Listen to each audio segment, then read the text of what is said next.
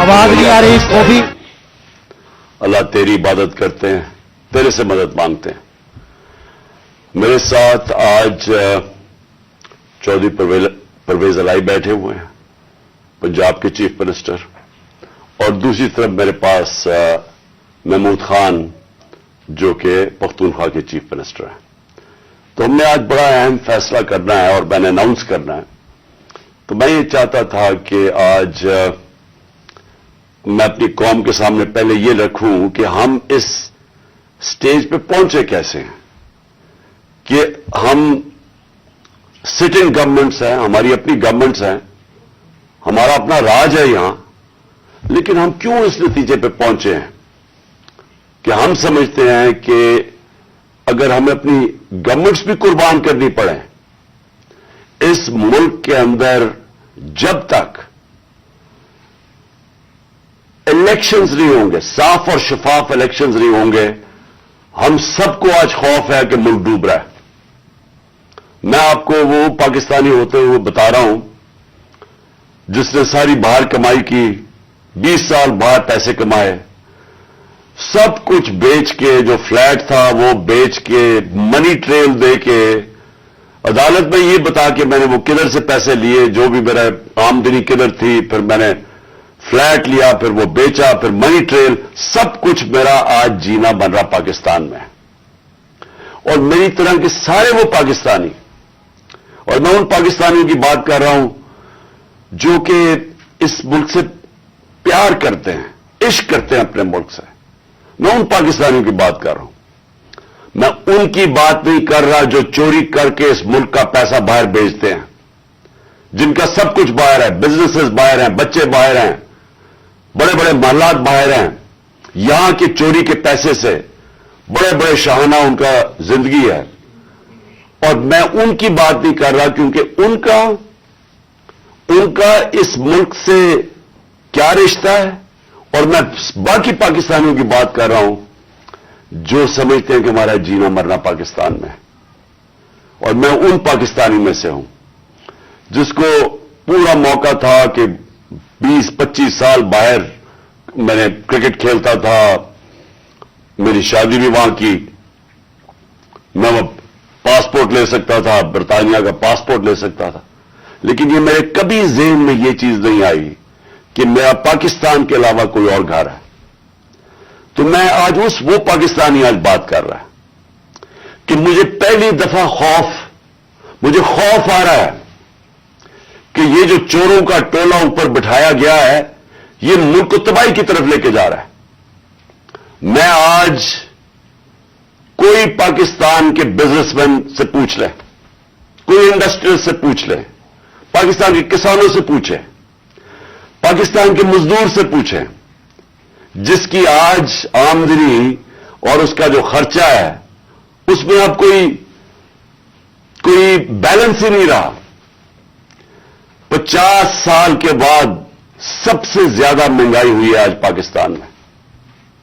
آج ہماری انڈسٹری بند ہو رہی ہے, وہ انڈسٹری جو ہمارے دور میں بڑی مشکلوں سے تیسرے اور چوتھے سال میں ہم نے محنت کر کے انسینٹیوز دے کے انڈسٹری بڑھائی, جو کہ ہمارے آخری مہینے میں 26% انڈسٹریل گروتھ تھی, جو ٹوٹل انڈسٹری تھی 10.7% پہ لارج اسکیل مینوفیکچرنگ پاکستان میں گرو کر رہی تھی. دولت میں اضافہ ہو رہا تھا, ہمارے ٹیکسز بڑھ رہے تھے, ریکارڈ, کیونکہ دولت میں اضافہ ہو رہا تھا, ٹیکسز میں اضافہ ہو رہا تھا, ریکارڈ ٹیکسز اکٹھے کیے, ریکارڈ ایکسپورٹس ہم نے کی. مجھے فخر ہے کہ میں نے اپنے کسانوں کی مدد کی. 4.5% پہ ہمارا زراعت کے اندر گروتھ ہوئی, اضافہ ہوا. ہماری 4 فصلیں 2 سال ریکارڈ فصلیں ہوئی پاکستان میں, تو ہم نے کسانوں کی مدد کی. آج وہ سارا جو پاکستان وہاں لے کے جا رہے تھے, آج مجھے ایک چیز بتائیں کہ پاکستان میں کسی میں بہتری ہوئی ہے. آج مایوسی کا یہ عالم ہے میرے ملک میں کہ 7 लाख पाकिस्तानी मुल्क छोड़ के चले गए 7 महीने में। इनमें प्रोफेशनल्स थे, इस मुल्क ने उनके ऊपर पैसा खर्च किया हुआ था। डॉक्टर्स थे, प्रोफेशनल्स थे, इंजीनियर्स थे, स्किल्ड वर्कर, जो तरखान जो स्किल्ड वर्कर होता है। 7.5 लाख लोग मुल्क को छोड़ के चले गए मायूसी में। आज ये आलम है, इस मुल्क को आज इधर हम ले आए हैं कि डाकू राज ऊपर बैठ गया। 30 साल से जो लोग लूट रहे थे उनको आके ऊपर बैठा दिया। मेरा सवाल सबसे पहले यह है कि जब ये मुल्क तरक्की कर रहा था, हमने पहले साल यही छोड़ के गए थे, यही शहबाज शरीफ और नवाज शरीफ इस मुल्क का जब दिवालिया निकाल के गए थे 2018 में, उस पाकिस्तान को हमने पहले संभाला। फिर 2 साल कोरोना के बावजूद जो सारी दुनिया के अंदर अजाब आया हुआ था, सारी दुनिया की मायशत तबाह हुई।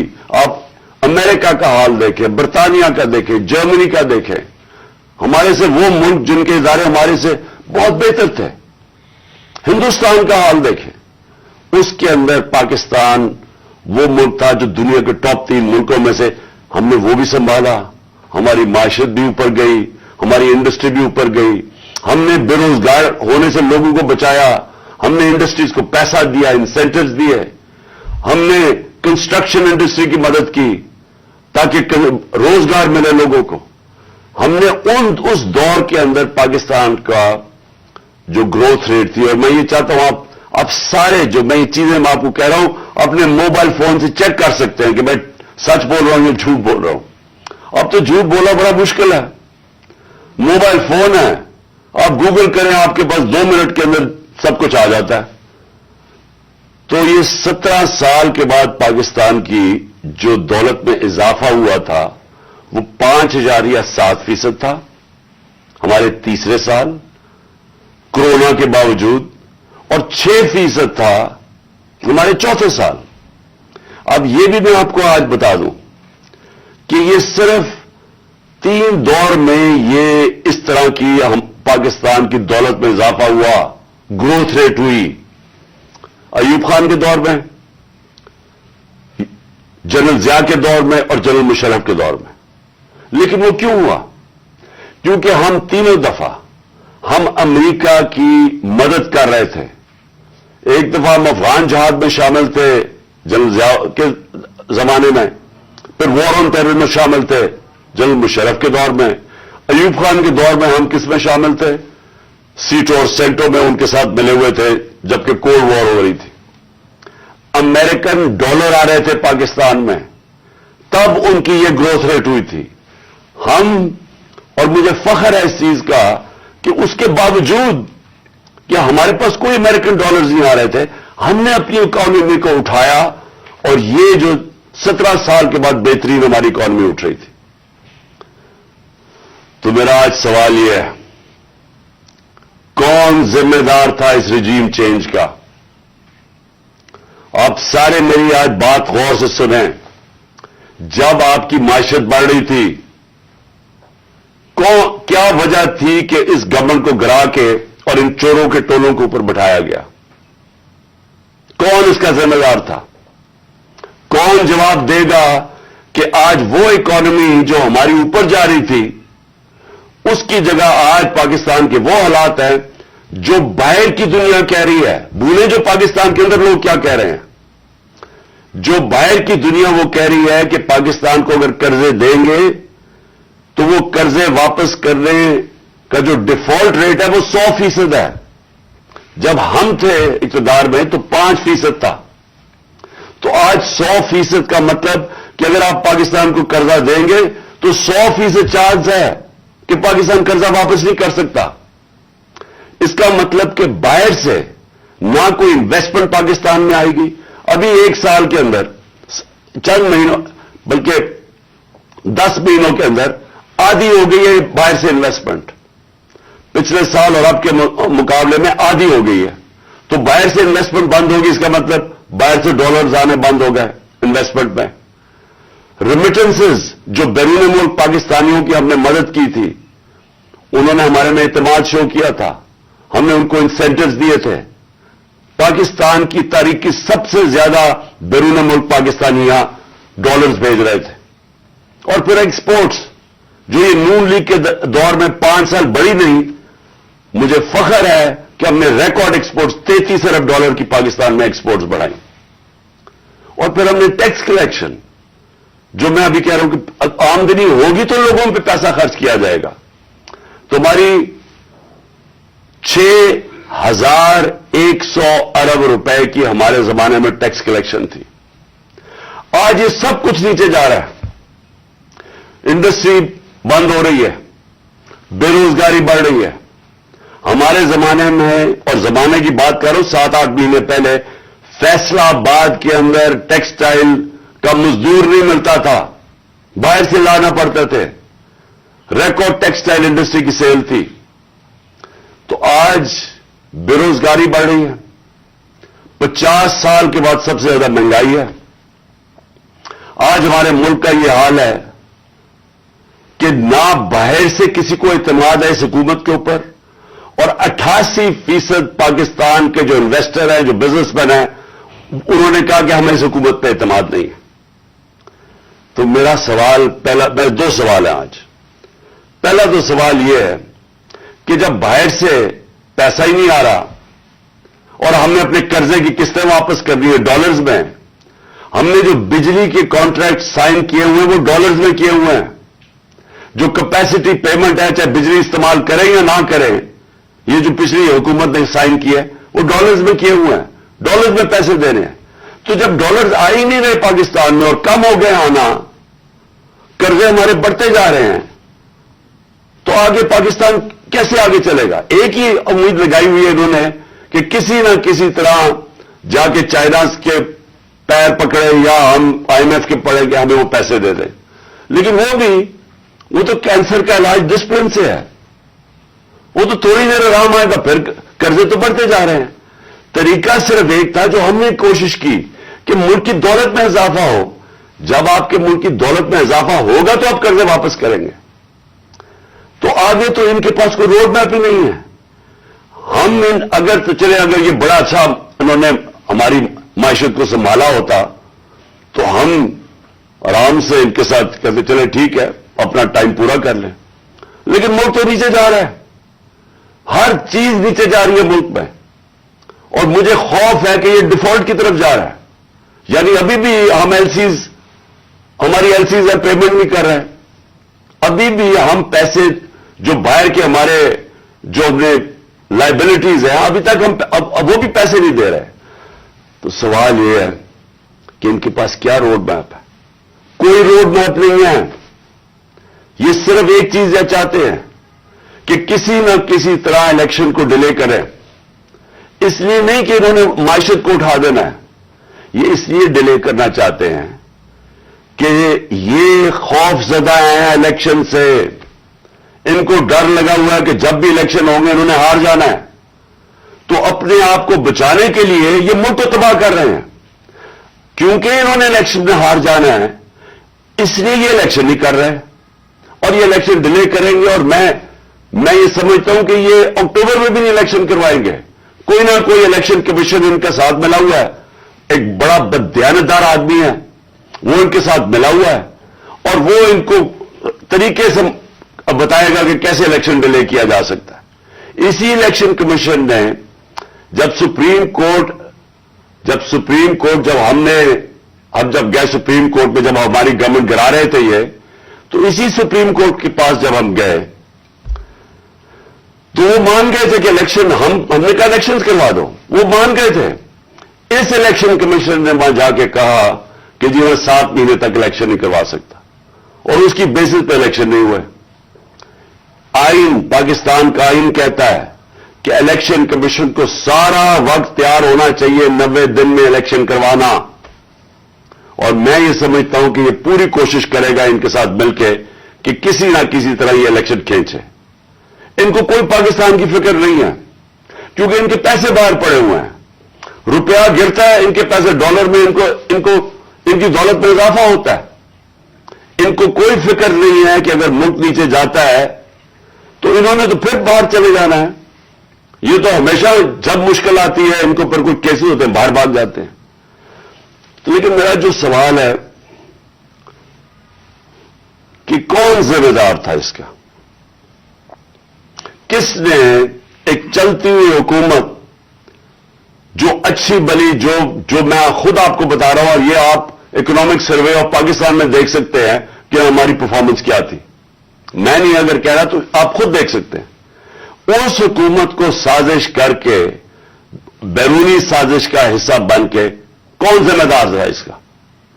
اس کا ایک آدمی ذمہ دار ہے، اس کا نام ہے جنرل باجوہ. میں اس کے خلاف اس لیے نہیں بات کرتا تھا، آرمی چیف تھے. آرمی چیف کے خلاف آپ کیوں نہیں بات کر سکتے؟ کیونکہ فوج کے اوپر فوج کو برا نام نہ آئے. ہم سب سمجھتے ہیں کہ اس ملک کو جو میری طرح کے لوگ آزاد ذہن کے لوگ ہیں، ہم تو اپنی فوج کو چاہتے ہیں مضبوط ہو. ہماری تو ساری پوری کوشش ہے کہ مضبوط فوج ہو تاکہ ہم آزاد ملک رہ سکیں. تو اس لیے ہم چپ کر کے بیٹھے رہے اور یہ سارے تماشے دیکھتے رہے کہ کیسے سازشیں ہوئیں، کیسے لوگوں کو بتایا گیا. میں آپ کے سامنے ذرا ایک چھوٹی سی کلپ دکھانا چاہتا ہوں کہ اگر آپ کو کوئی شک ہے کہ ہوا کیا، تو پہلے تو الیکشن سے پہلے ہماری حکومت گرانے سے پہلے 4 نون لیگ کے جو بڑے نام ہیں انہوں نے کیا کہا. ان سے جب پوچھا گیا کہ جناب آپ نو کانفیڈنس موشن کامیاب ہو سکتی ہے اسٹیبلشمنٹ کے بغیر، اور یہ انہوں نے کہا. ذرا یہ سب اب میں چاہتا ہوں پہلے سب دیکھیں.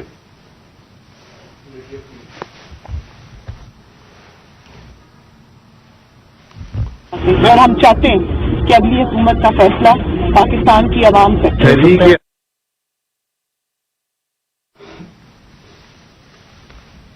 مجھے بتانے کا واپس کہ نہیں ہے، کوئی ڈیل کر کے اقتدار نہیں چاہتے پاکستان میں.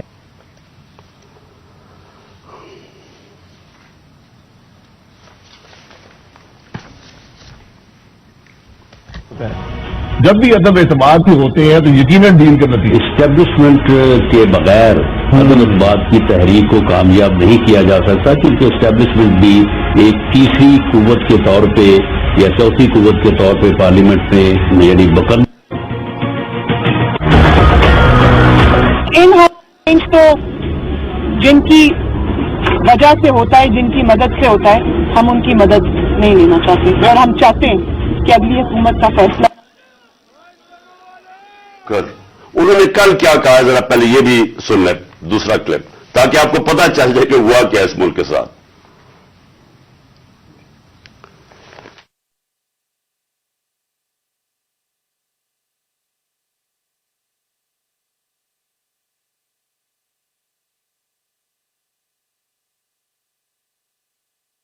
آپ کو بھی پتا ہے، مجھے بھی پتا ہے کہ باپ کی حمایت وہ کسی بھی اگر طرف ٹلٹ کرتے ہیں وہ اپنے سیاسی فیصلے کرنے میں آزاد. کیا ایم کیو ایم اس کی حمایت ہمیں مل سکتی تھی؟ ارینجمنٹ میں سارا ہوا یہ پولیٹیکل پارٹی سے خود مینج کیا آپ کے خیال میں؟ بہت زیادہ خود مینج کیا، بہت زیادہ خود بھی مینج کیا، لیکن تھوڑا سا گڑ کے اندر میٹھے کے اندر تھوڑی سی اور شامل ہو گیا پھر کیا. پھر اس کے بعد جو سیاسی مخالفین کے اوپر تشدد آج کل کے دور میں جو ہو رہا ہے اس میں ہم ماؤتھ پیس بنے ہوئے ہیں.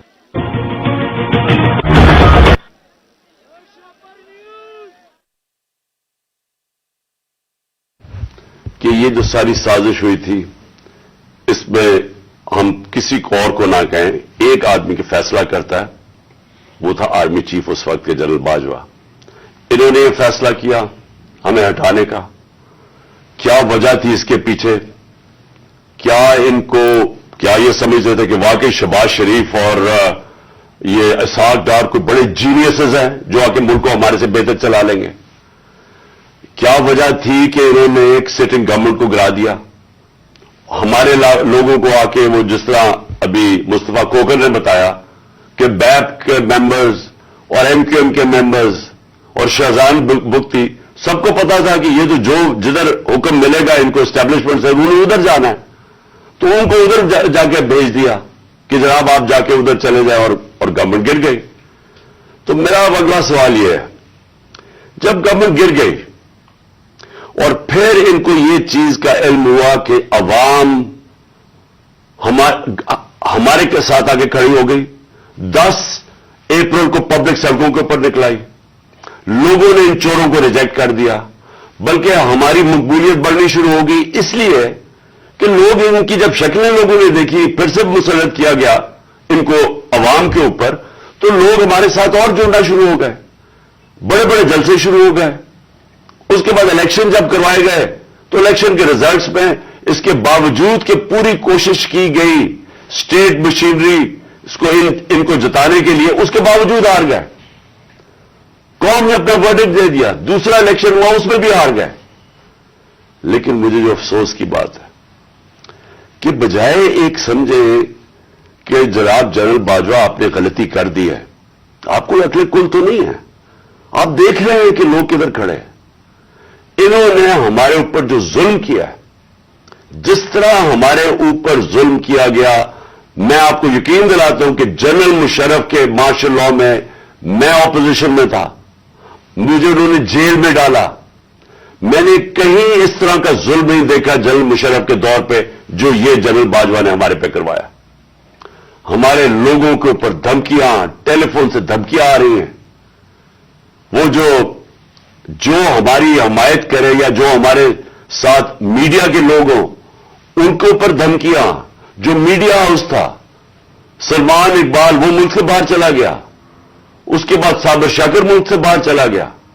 آج موحد پیرزادہ ملک سے باہر گیا ہوا اسی خوف سے. ارشد شریف، اتنی بڑی ٹریجڈی ہوئی ہے، اس کو جو دھمکیاں دی، کیا وجہ تھی اس کی؟ وہ ایک دیانتدار آدمی، وہ بتا رہا تھا کہ اس ملک کے ساتھ کیا ظلم ہوا ہے، کہ اچھی بلی گورنمنٹ آپ نے گرا کے چوروں کو بٹھا دیا. تو بجائے یہ کہ کریکٹ کرنا، ہمارے اوپر ظلم شروع ہو گیا. اور ظلم کی انتہا یہ تھی کہ سوشل میڈیا کے لوگوں کو اٹھا کے لے جاتے تھے، ان کو پھینٹا لگا کے تو اگلے دوسرے دن گھر واپس بھیجتے تھے. دھمکیاں دیتے تھے کہ آگے سے کیا تو یہ ہوگا. جو اعظم سواتی سے کیا، جو اس سے پہلے جو شہباز گل سے کیا، کون سی اس نے اتنی بڑی بات کی تھی کہ اس کو ننگا کر کے مارا، اور وہ ابھی تک اس کے اثرات ہیں جو انہوں نے اس کو تشدد کیا اس کے اوپر. اور اعظم سواتی نے کیا بات کی تھی؟ اعظم سواتی نے یہ ٹویٹ کی کہ جنرل باجوہ آپ نے NRO 2 دیا، اس کے اوپر جو اس بیچارے سے کیا گیا، کون سی جمہوریت میں یہ ہوتا ہے؟ اور وہ بات کہ جو سچ ہے، NRO 2 جنرل باجوہ نے دیا ہے، ساری قوم کو پتا ہے. مجھے پتا ہے کہ میں جب کہتا رہا، جب میں گورنمنٹ میں تھا، میں جنرل باجوہ کو کہتا رہا کہ یہ 30 سال سے چوری کر رہے ہیں، ان کے اوپر کرپشن کیسز ہیں، نیب آپ کے نیچے ہے، آپ نیب کنٹرول کرتے ہیں، میرے نیچے ہی نہیں ہے، کیوں نہیں ان کے کیسز آگے بڑھاتے؟ پہلے تو ہمیں سارا وقت یہ بتاتے رہے کہ فکر نہ کریں سر، ہو رہا ہے سب کچھ، سر ابھی کچھ ہو رہا ہے. پہلے تو ہمیں یہ بتاتے رہے.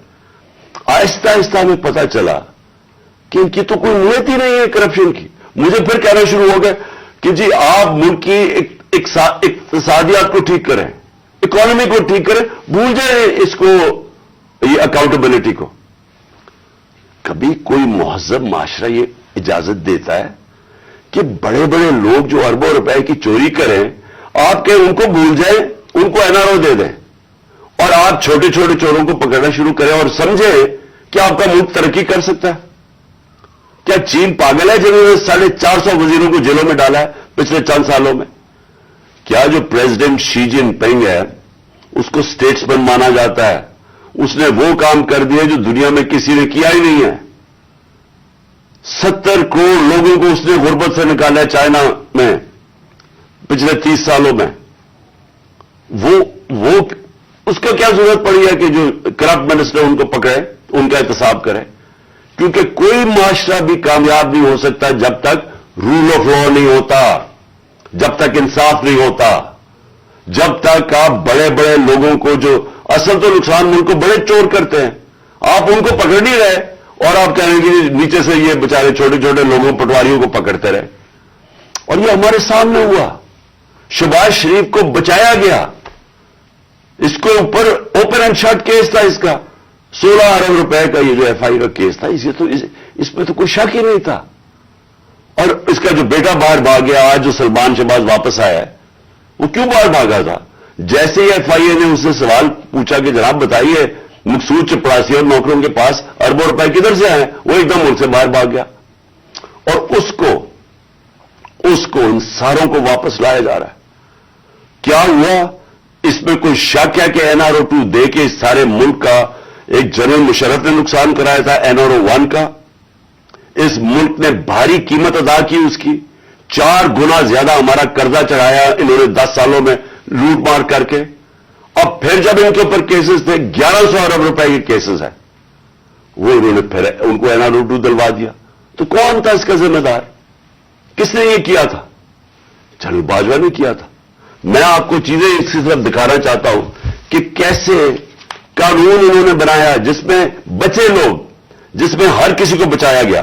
انہوں نے جناب نیب لا کی سیکشن 4 میں امینڈمنٹ کی, اس کے اندر یہ فیصلہ, اس کے اندر کون بچتے ہیں؟ راجہ پرویز اشرف بچ جاتے ہیں اور شاید خاقان عباسی بچ جاتے ہیں. پھر انہوں نے ایک اور کیا, بے نامی دار کی ڈیفینیشن سیکشن 5E, اس میں مریم نواز پاک ہو کے نکلائی ساری چوری سے. پھر انہوں نے سیکشن 9 جس کے اندر شہباز شریف بچ جاتے ہیں, اور اس جس کے اندر کہ اگر آپ کسی اور کے نام پہ, یعنی اگر آپ میں پرائم منسٹر ہوں, میں اپنے خاندان کے نام پہ چیزیں لوں تو اس کا مطلب کہ آپ جواب دہی نہیں ہیں. تو جو TT کے سارے کیسز تھے شہباز شریف کے, وہ اس سے پاک ہو گیا. پھر سیکشن 14 کہ آپ کو بتانا پڑتا ہے کہ اگر میرے پاس کوئی باہر ایسٹس ہو, یعنی انگلینڈ میں میری جگہ ہو یا کوئی باہر ہو امریکہ میں ہو, تو اگر یہ پتہ ثابت ہو جائے کہ یہ میری جگہ ہے تو مجھے بتانا پڑتا ہے کہ یہ میرے کدھر سے پیسہ آیا اس کو خریدنے کے لیے. وہ انہوں نے صاف کر دیا. اب نیب بتائے گی کہ ان کے پاس پیسہ کدھر سے آیا. یعنی ہر دنیا کے اندر اگر میں پبلک آفس ہولڈر ہوں, یہ میری ذمہ داری ہے بتانے کے لیے کہ اگر میرا کوئی بڑا محل میں نے خریدا ہوا ہے, مجھے بتانا پڑتا ہے پیسہ کدھر سے آیا. انہوں نے وہ قانون ہی ختم کر دیا. چن کے آصف زرداری بھی اس میں صاف ہو گیا. چن کے وہ لوگ جو 30 سال سے اس ملک کو لوٹ رہے تھے, ان ساروں کو انہوں نے پاک اور صاف کر دیا. یہ اصل وجہ ہے مایوسی کی آج پاکستان میں. لوگ جنہوں نے یہ تماشا دیکھ رہے ہیں کہ ایک طرف قوم مر رہی ہے اس مہنگائی کے اندر اور فیکٹریاں بند ہو رہی ہیں, بے روزگاری کی قرضے چڑھتے جا رہے ہیں, ایک طرف یہ ہے اور دوسری طرف یہ اربوں روپے کی ان کی کرپشن معاف ہو رہی ہے. اور یہ بہت بڑی وجہ ہے آج مایوسی کی. اور میں نے یہ جو ہمارے اوپر ظلم ہوا, میں صرف اس کے اوپر آنا چاہتا ہوں کہ مجھے ایک جگہ بتایا گیا جنرل باجوہ نے کہ جی آپ کے لوگوں کے اوپر ہمارے پاس تو فائلیں ہیں ان کی کرپشن کی, ان کے اوپر فلمیں بنی ہوئی ہیں, ان کی ویڈیوز بنی ہوئی ہیں. اب میں نے ان سے بھی کہا کہ کیا یہ ہماری ایجنسیز کا کام ہے کہ ہم ویڈیوز بنائیں اور گندی ویڈیوز بنائیں یا کسی کے اوپر کوئی اس کے اوپر فائلیں بنائیں؟ کیا یہ کام رہ گیا ہے؟ کیا یہ قوم اپنا پیٹ کاٹ کے اپنی ایجنسیز کو پالتی ہے, اپنی سیکیورٹی کے لیے پالتی ہے؟ وہ تو ملک کی سیکیورٹی کے لیے پالتی ہے. کیا یہ ان کا کام ہے آ کے بتائیں کہ جناب اس کے اوپر یہ فائل ہے تو ہم نے اس کی فلانی فائل بنائی ہوئی ہے اور ہم نے اس کے کوئی ویڈیو بنائی ہوئی ہے؟ یہ کدھر ہوتا ہے؟ یہ اپنے لوگ. اچھا, اور میں کوئی ملک کا دشمن ہوں؟ 50 سال سے قوم مجھے جانتی ہے. سارے پاکستان کے ایوارڈز میں نے جیتے ہوئے ہیں, سول ایوارڈ سب جیتے ہوئے ہیں. میں سب سے بڑا پاکستان کا وہ یعنی جو جسے کہے کہ جو خیراتی کام کرتا ہے. کسی نے پاکستان میں اتنے پیسے نہیں اکٹھے کیے جو میں نے کیے. میرے اوپر ہر قسم کا گن. یہ سوچیں کہ میرا پرائم منسٹر, جب میں پرائم منسٹر تھا, میرے گھر کا فون ٹیپ کیا ہوا تھا اور وہ ٹیپ ہی نہیں کیا, اس کے بعد وہ لیکس کرتے ہیں. یہ پرائم منسٹر کے گھر کوئی یہ نہیں پوچھ رہا کہ اتنا یہ آفیشل سیکرٹ ایکٹس کی وائلیشن ہے. پرائم منسٹر کے پرائیویٹ نمبر کو ٹیپ کریں اور اس کو جا کے آپ پبلک کر دیں. یہ کہاں ہوتا ہے؟ اگر میں اپنے پرنسپل سیکرٹری, میں اپنے پرنسپل سیکرٹری سے بات کر رہا ہوں, وہ انہوں نے ٹیپ چلا دی, وہ کون کر رہا تھا؟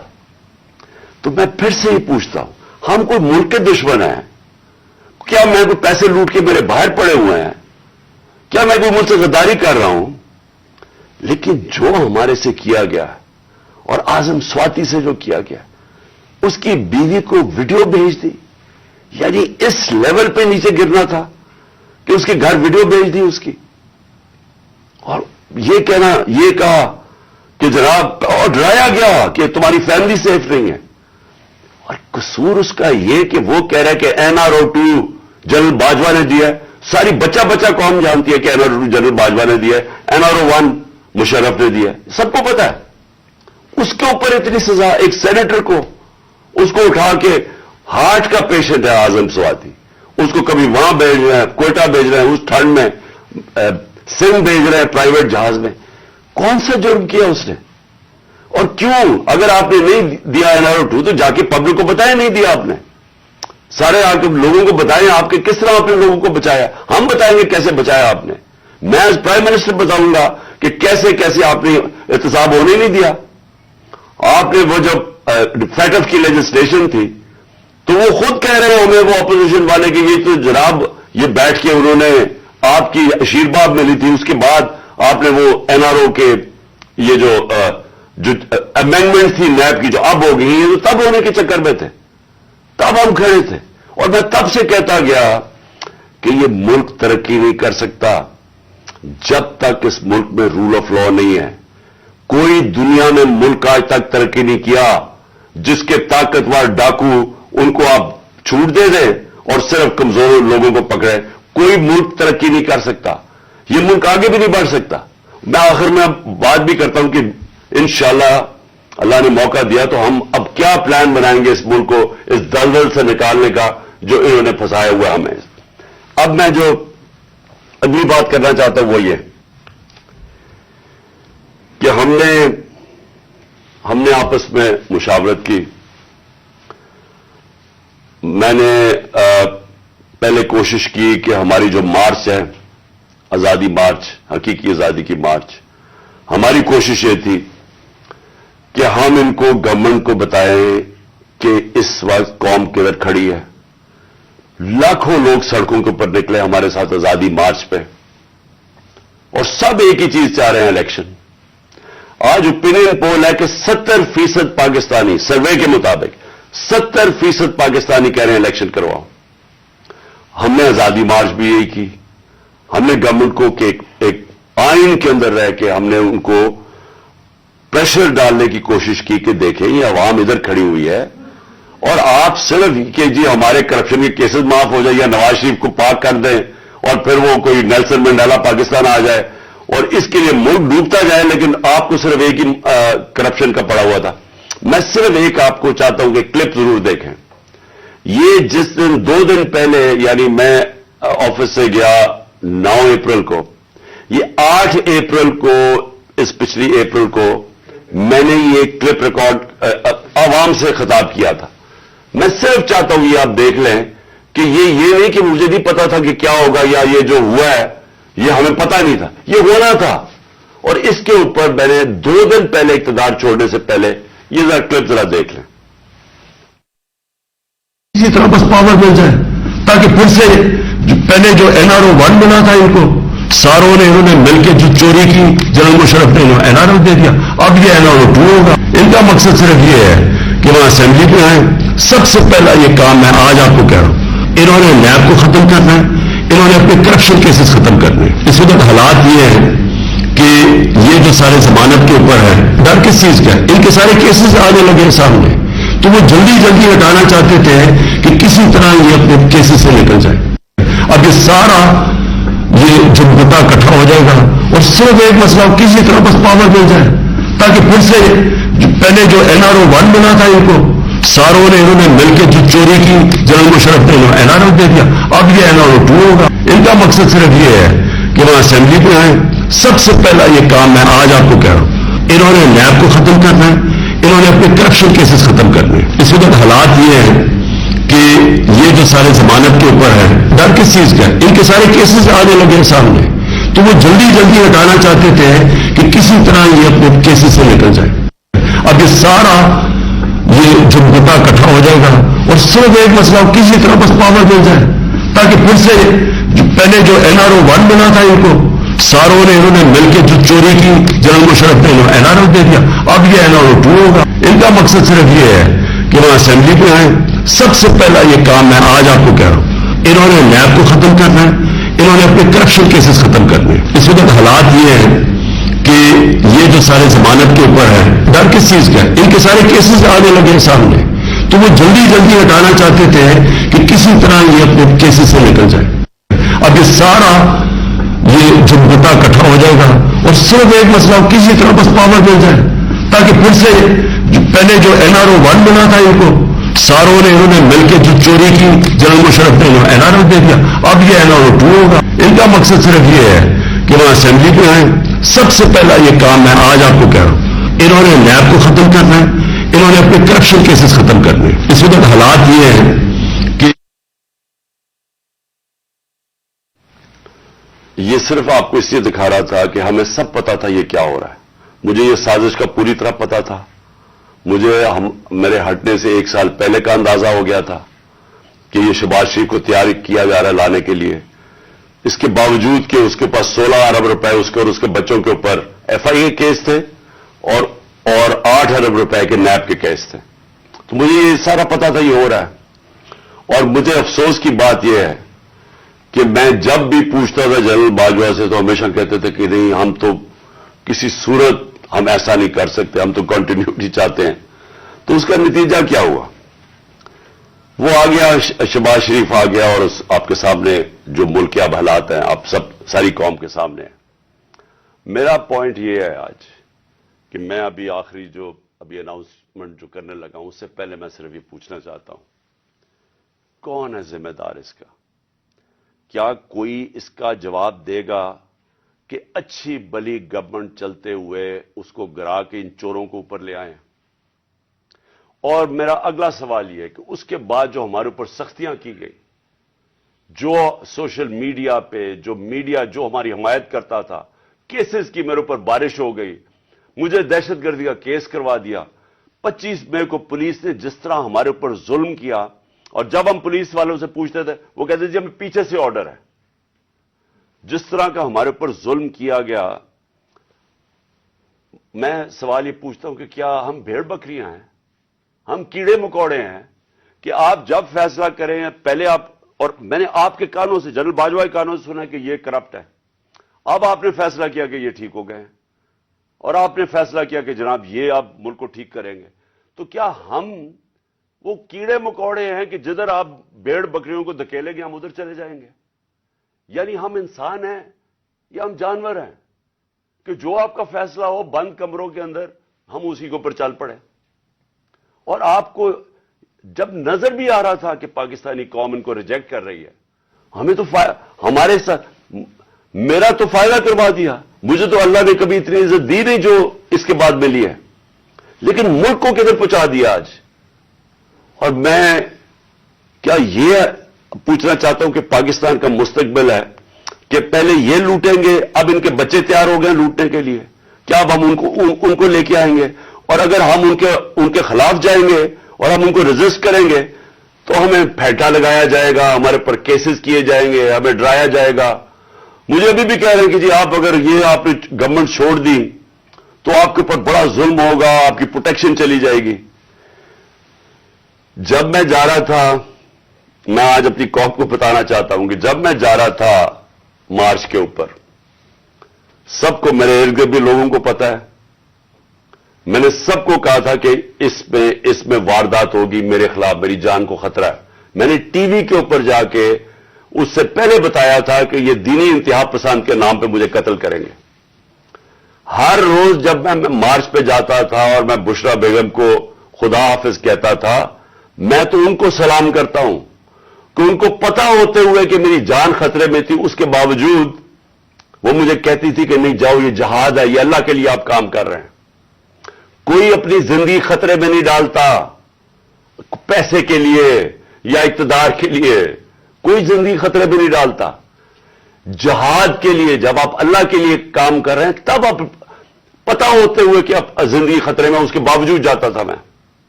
اور میں جیسے ٹھیک ہوں گا انشاءاللہ جیسی میں چلنے کا قابل ہوں گا میں پھر نکلوں گا باہر، کیونکہ یہ اللہ کا کام ہے۔ اپنی قوم کو حقیقی طور پہ آزاد کرنا یہ اللہ کا حکم ہے ہمیں۔ ظلم اور ناانصافی کے ساتھ سامنے کھڑا ہونا یہ اوپر والے کا حکم ہے، اس کو وہ جہاد کہتا ہے۔ امر بالمعروف پہ چلنا، کہ جب آپ دیکھ رہے ہیں یہ سارے چوروں کا ٹولہ اوپر بیٹھ گیا ہے اور آپ چپ کر کے بیٹھے رہیں بھیڑ بکریوں کی طرح، یہ آپ قرآن کا جو اللہ کا حکم ہے اس کے خلاف جا رہے ہیں۔ تو میرے لیے تو یہ جہاد ہے، تو میں نے تو یہ رکنا نہیں ہے۔ اور میں اپنی ساری قوم کو آج کہہ رہا ہوں، میں نوجوانوں آپ کو کہہ رہا ہوں، یہ کبھی نہ سوچے جو یہ 7.5 لاکھ ہمارے لوگ ملک چھوڑ کے گئے ہیں۔ مجھے افسوس ہے کہ دیکھیں آسان راستہ ہے، میرے لیے کیا آسان زندگی تھی۔ میں کرکٹ کے بعد کچھ بھی نہ کرتا، تھوڑی سی کرکٹ کے اوپر بات چیت کرتا ہوں، اللہ نے مقام اتنا دیا ہوا ہے میں کروڑ روپیہ کما سکتا ہوں، مجھے تو کچھ کرنے کی ضرورت نہیں تھی۔ لیکن اللہ نے ہمیں کسی مقصد کے لیے پیدا کیا ہے۔ جانور آتے ہیں، بچے پیدا کرتے ہیں، کھا پی کے مر جاتے ہیں، تو انسان بھی اگر اس کو اب سمجھ ہی نہ آئے کہ اللہ نے ہمیں کسی مقصد کے لیے پیدا کیا ہے، تو اس میں جانوروں میں کیا فرق رہ جاتا ہے؟ وہ جب قرآن کی آیت ہے کہ جب انسان فرشتے سے بھی اوپر چلا جاتا ہے لیکن گرتا ہے تو جانور سے بھی نیچے چلا جاتا ہے۔ تو میں اپنی ساری قوم کو کہہ رہا ہوں کہ دیکھیں ہمارے سامنے اب 2 راستے ہیں۔ ہم ان چوروں کے ٹولوں کو مان لیں تو ہم اپنی تباہی کر رہے ہیں، اس ملک کا کوئی مستقبل نہیں ہے۔ ایک ہی راستہ ہے کہ ہم جدوجہد کریں۔ میں وہاں جب گیا پنڈی پہنچا اور میں اس وقت بڑی تکلیف میں تھا، میں یہ بھی آپ کو بتا دوں، کیونکہ مجھے ڈاکٹرز نے کہا تھا ابھی نہیں آپ ٹریول کر سکتے۔ میں گیا اس کے باوجود صرف اپنے لوگوں کو کھڑا کرنے کے لیے کہ دیکھیں یہ پاکستان کے لیے ایک فیصلہ کن وقت ہے، اس کو ضائع نہ ہونے دیں۔ قوم میں بیداری آ گئی ہے، اور میں وہاں 2 میں چیزیں کر سکتا تھا۔ ہم وہاں دھرنا بھی دے سکتے تھے، لاکھوں لوگ تھے، ہم وہاں اسلام آباد کے اوپر بھی جا سکتے تھے، اتنے لوگ تھے، ہم اسلام آباد میں خون خرابہ ہونا تھا وہاں، اور کئی دفعہ لوگ چاہتے ہیں کہ خون خرابہ ہو، لاشیں گریں تاکہ وہ جناب ان کی تحریک اور اٹھ جائے۔ میں یہ نہیں چاہتا تھا۔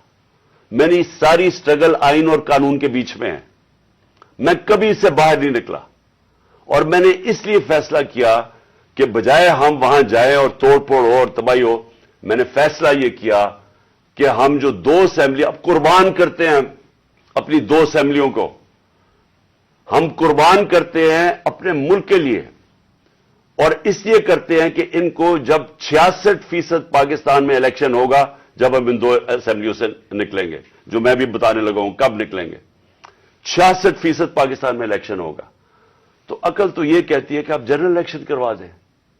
لیکن میں پھر سے کہتا ہوں یہ خوف زدہ ہیں، الیکشن ہارنے سے ڈرے ہوئے ہیں، ان کا کوئی پاکستان کا مقصد نہیں کہ پاکستان اوپر جا رہا ہے یا نیچے جا رہا ہے، ان کا مقصد ایک ہے، کیسے اپنا چوری کا پیسہ بچانا ہے انہوں نے، اور اس لیے یہ الیکشن نہیں کروائیں گے، اور اسی لیے ہم نے فیصلہ کیا کہ ہم الیکشن کروائیں گے۔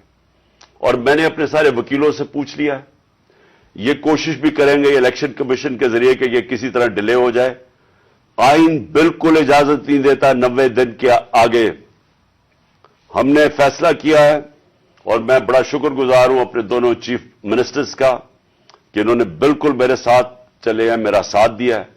ہم نے فیصلہ یہ کیا ہے کہ ہم اگلے جمعے کو، آج ہے ہفتہ، اگلے جمعے کو ہم دونوں پختونخوا کی اسمبلی ڈیزالو کر دیں گے اور پنجاب کی اسمبلی ڈیزالو کر دیں گے، اور اس کے بعد ہم الیکشن کی تیاری کریں گے، اور اس کے بعد ہماری جو 100 غالباً 23 سیٹیں ہیں اس وقت نیشنل اسمبلی میں، ہم وہاں جا کے نیشنل اسمبلی میں جا کے اسپیکر کے سامنے ہم کھڑے ہو کے کہیں گے کہ ہمارے ریزگنیشن ایکسپٹ کرو۔ یہ ڈرامے نہ کرو کہ چن کے 8 جو انہوں نے پہلے ہمارے ساتھ کیا تھا، انہوں نے بجائے ہمارے باقی ریزگنیشن ایکسپٹ کرنے کے، انہوں نے 8 سیٹیں چنی۔ یہ جو بڑا کرپٹ یعنی مورلی کرپٹ الیکشن کمیشن ہے، اس نے نواز شریف کے ساتھ بیٹھ کے 8 سیٹیں چنی جو ہماری سب سے کمزور سیٹیں تھیں، جن میں بڑی کم مارجن سے ہم جیتے تھے، اور جدھر پی ڈی ایم کا ووٹ دگنا تھا ہمارے سے اس الیکشن کے اندر، اب یہ عوام دیکھیں کدھر آج ایک باشعور عوام ہے، بیداری آئی ہوئی ہے ہماری قوم میں، پتہ ہوتے ہوئے کہ میں نے اسمبلی میں نہیں، میں 8 سیٹوں پہ لڑا، پتہ ہوتے ہوئے کہ میں نے اسمبلی میں نہیں جانا، اس کے باوجود میری قوم نے مجھے سارے 8 کی 8 سیٹوں پہ جتایا، 7 سیٹوں پہ جتایا، اور ایک جو کراچی کے اندر سیٹ تھی، ذرا وہاں دیکھ لے، وہ الیکشن کمیشن کو وہ دھاندلی نہیں نظر آئے گی جس طرح انہوں نے پوری اسٹیٹ مشینری استعمال کی اور ووٹ باہر پھینک دیا، اور جو ہر بار استعمال کرتا ہے۔ تو ہم نے یہ فیصلہ کر لیا۔ میں اپنی قوم کو آخر میں صرف یہ کہنا چاہتا ہوں کہ دیکھیں، مایوسی گناہ ہے۔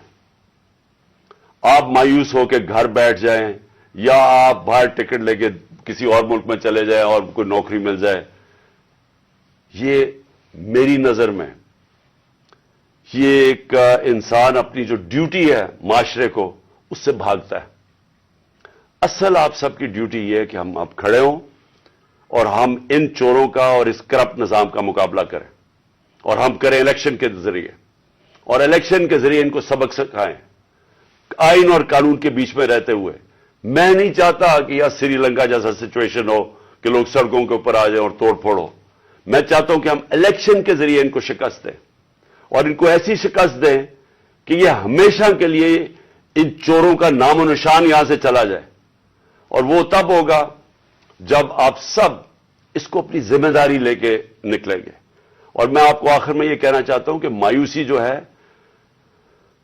میں 3.5 سال گورنمنٹ میں رہا، اس کے باوجود کہ بینک کرپٹ گورنمنٹ میں لی، اس کے باوجود کہ ہمارے پاس تجربہ ہی نہیں تھا بالکل، ہم پہلی دفعہ گورنمنٹ میں آئے تھے، ایک کے بعد دوسرا کرائسس تھا، صدی میں ایک دفعہ کرونا جیسا کرائسس آتا ہے، وہ اوپر سے آ گیا، 2 سال وہ رہا، اس کے باوجود پاکستان میں کسی گورنمنٹ نے، جس طرح میں نے کہا کہ جو ملٹری ڈکٹیٹرز کو تو امریکن ڈالرز ملے، ہمیں تو کوئی ڈالرز نہیں ملے، سب سے بہترین ہماری اکنامک پرفارمنس تھی۔ اس سب کے باوجود اب ہم سمجھ گئے ہیں، مجھے تیسرے اور چوتھے سال میں پوری سمجھ آ گئی کہ یہ گورنمنٹ چلتی کیسے ہے۔ میں آخر میں صرف آپ کو یہ کہنا چاہتا ہوں، مایوس نہ ہوں، ملک یہ تب اب اٹھے گا جب بڑے اور مشکل فیصلے ہوں گے۔ یہ مشکل فیصلے ان کے نہیں کہ قیمتیں بڑھاتے جاؤ اور کہو جی مشکل فیصلہ ہے۔ مشکل فیصلے کا مطلب ملک کے اداروں کو ری اسٹرکچر کریں، اس ملک کے اندر انصاف قائم کریں، رول آف لا قائم کریں۔ اگر اللہ بھاری اکثریت دیتا ہے تو تب آپ یہ سب کچھ کر سکتے ہیں، اس ملک میں اصلاحات کر سکتے ہیں، ادارے ٹھیک کر سکتے ہیں۔ جو گورنمنٹ کیسے چلتی ہے، اتنی بڑی ہم نے گورنمنٹ بنا دی ہے اور وہ ہمیں آگے نکلنے نہیں دیتی، ہر جگہ رکاوٹیں بن گئی ہوئی ہے، اور ہم نے کافی چینج بھی کیا۔ ایکسپورٹس بڑھانی ہے، ہم نے ریکارڈ ایکسپورٹس بڑھائی۔ کیسے ہم نے ایکسپورٹس بڑھانی ہے اس کا ہم نے پلان بنایا ہوا ہے۔ اسمال اور میڈیم انڈسٹری کو کیسے کھڑا کرنا ہے جو اصل روزگار دیتی ہے اور دولت میں اضافہ ہوتا ہے۔ اپنی ایگریکلچر جو زراعت ہے، ہم نے چائنا سے بات کر چکے تھے کہ نئی ٹیکنالوجی ہم لے کے آئیں، بدقسمتی سے کورونا کی وجہ سے 2 سال چائنا بند ہو گیا۔ وہ جو نئی ٹیکنالوجی سے ہم نے صرف اپنی، اگر ہم وہ چھوڑیں کہ جو چائنا کے اندر وہ پیداوار لیتے ہیں 1 ایکڑ سے، ہم اگر اپنی دگنی کر لیں تو اب یہ سمجھیں کہ پاکستان کے اندر ایک انقلاب آ جائے گا۔ میں آخر میں یہ کہنا چاہتا ہوں کہ کوئی مایوس ہونے کی کوئی ضرورت نہیں ہے۔ یہ ٹورزم میں ہی ہم اتنا پیسہ بنا سکتے ہیں، اور وہ بھی بدقسمتی سے کورونا کی وجہ سے ٹورزم ساری دنیا میں بند ہوگی۔ ہم اس ملک کو اٹھا سکتے ہیں، لیکن وہ گورنمنٹ اٹھائے گی جس کے پاس ایک مینڈیٹ ہو، جس کے پاس عوام کی طاقت ہو، اور اس اللہ کے بعد اس ملک کے جو وارث ہے وہ عوام ہے، اور کوئی نہیں۔ عوام اس ملک کی وارث ہے، اور میں آپ میں سے ہوں۔ ہم نے اس عوام نے ایک قوم بن کے ہم نے اس مشکل وقت سے نکلنا ہے، اور لیکن وہ نکلیں گے تب جب اس ملک کے اندر صاف اور شفاف الیکشن ہو، اور اس کے لیے ہماری اب جدوجہد جاری رہے گی۔